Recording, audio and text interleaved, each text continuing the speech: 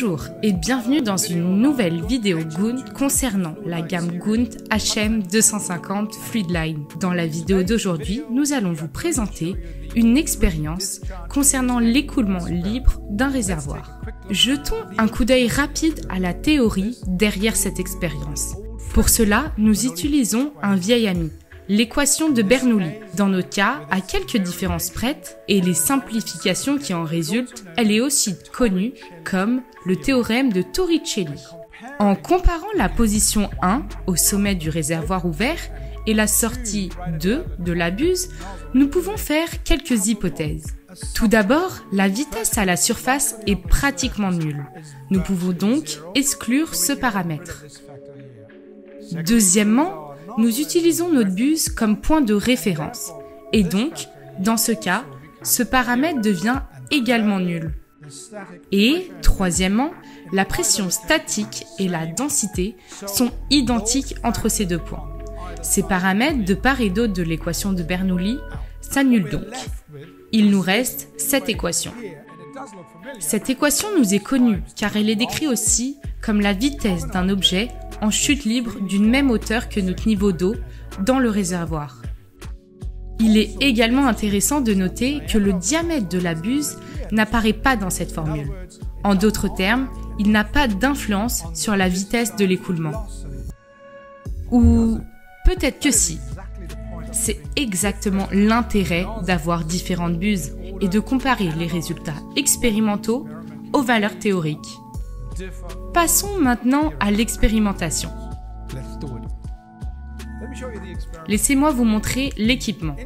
La pompe interne de l'unité de base HM250 est contrôlée en vitesse afin de maintenir un niveau d'eau constant dans le réservoir, qui, à son tour, est mesuré grâce à un capteur de pression statique positionné dans le fond.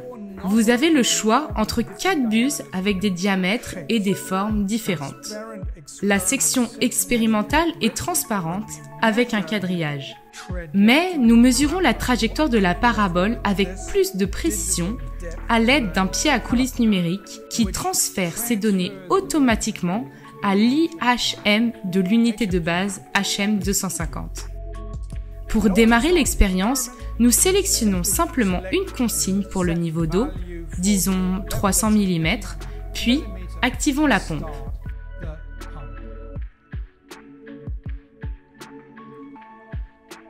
Nous observons le niveau d'eau qui monte. En soi, cela pourrait être déjà aussi une expérience concernant la régulation de niveau. Comme vous pouvez le voir ici, le niveau d'eau s'approche du point de consigne. Après un léger dépassement, il se stabilise sur le point défini.